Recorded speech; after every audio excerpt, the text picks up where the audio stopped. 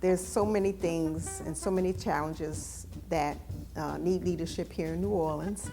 So we're keeping abreast of current events.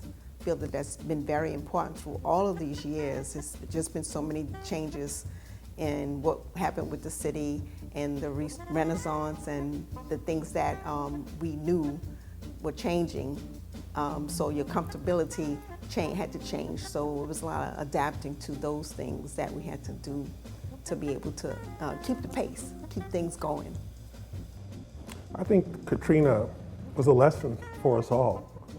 I mean, it brought our city back together.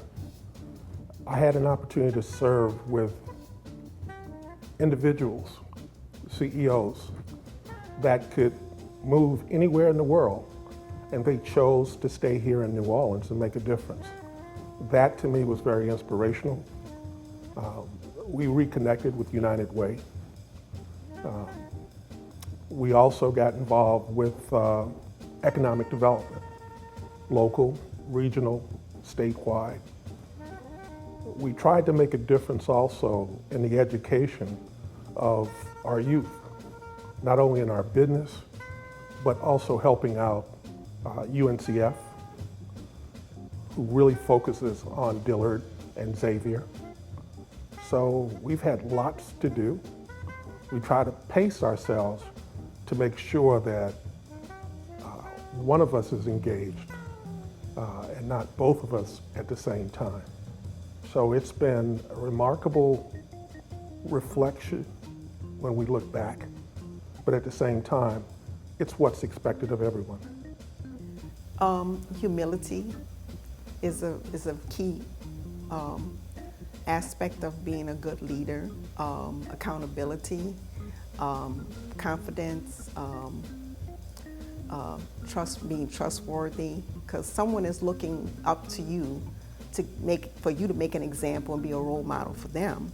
So you have to instill all of the leadership abilities and qualities that you can, so that you can be an excellent leader for not just our young individuals coming up in the business world, but to be an example for everyone, actually. So. I think the only word that she didn't cover was principle-centered. I think that we have a moral responsibility to lead by example. That example is there whether we know it or not. Someone's always watching, and someone always sees what you're doing. So being humble, being God-fearing, realizing that we're here to make a difference is, to me, the greatest aspect of leadership. And when you're principle-centered, you're looking to change the world, not just profit from it. The reality for us is we had to pivot. I mean, we're in the restaurant business. My daughter and son-in-law have the Munch Factory. My brother has Coaxum's Low Country Cuisine in Atlanta. We have Nancy's Pizza there. So besides the McDonald's business, we had to really take an intellectual look at the business and see what we needed to do different. In Atlanta, a very much a sister city, they're still in some form of phase 2, if not phase 1. So the restaurants are open Thursday, Friday, Saturday, Sunday. In our model, we're open 24/7. Our lobbies are still not reopened. We still have fear of individuals that do not want to wear masks or be socially distant. So our business model has changed. We've limited our menu. We're running drive-through 24/7, and we now have pickup windows. So delivery, grab and go is very much a part of our new business model. It's also allowed us to do compression. We've done compression 3 times this year for our people because they needed it. And I think without the restrictions, We've also understand that we have to provide a safe environment, and so I've had at least 3 managers out, one for 2 months, a couple for a month at a time, and they cannot afford to lose their financial lifeline. So that's been very important to me. Our business models are working now because of our teams. And so they're very much a part of my family, and they're the people that I care about. So they know that they can come to us if in need, whether it's just someone to listen or financial resources. So COVID has truly helped us to understand how important that is, to take care of your own. I would suggest that they, and highly recommend that they seek out someone in an area that they either want to be in, or someone that they consider, someone that they trust, that will give them some good information to help them determine what they would like to do. There are no easy fixes in the business world or in life. So we need to stress that and have them understand that once they do find role models to turn to, that they listen and take heed to what advice they're being given, because those role models have experienced some of the things in life that they will experience. So I think a good person or persons that they can turn to and get a lot of good advice from, and a lot of hands-on experience.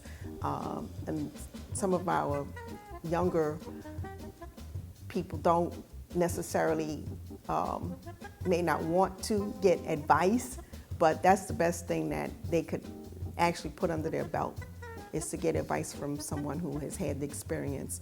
And then both parties do learn, though, from that. I think Karen spoke about the mentorship piece, but I think it's very important. Service is our responsibility, and it's why we have this society. There's so many opportunities for you to get engaged in New Orleans and the river parishes. So mentorship, to be a mentor is to receive a mentor, and I think that's important. As a transplant who's financially vested in the city, since 1982, I fell in love right away. Coming from Chicago, the culture, the festivals, the food, amazing. There's no place else I want to live. And I have options. I grew up in Miami, but at the same time, New Orleans is just irresistible. We have our opportunities, and we're taking our challenges head on. We know we have an economy driven by tourism, but it's now time for us to step back and reimagine. Not just reimage, reimagine what we want New Orleans to be. And I think that's what keeps people going. You know, the reimaging and imagining of how we want the city to be. The bones are here, they will always be here. I was born here, raised here, still here. So, you know, there's just so much that people take away from New Orleans. It gets into your blood. And the spirit of the city is felt. And that's what most other people say about our city when we ask them about what makes it memorable to them. So it's not something that we have to create, it's here, and it is a spirit. And I think that's one of the things that keeps a lot of our local people here in the city, and that's what makes a lot of people, you know, they're dying to get here to visit. So, and we're going to be ready for them to come when we are ready, and we want to really show them, you know, a beautiful city, one of the jewels of the nation. And so we're really proud to call New Orleans home. One word for me is resiliency. We are resilient. We faced every challenge we could imagine. And now it's time for us just to step up and turn the corner and develop, reinforce the economic well-being of our city. And I think that's what's on the agenda.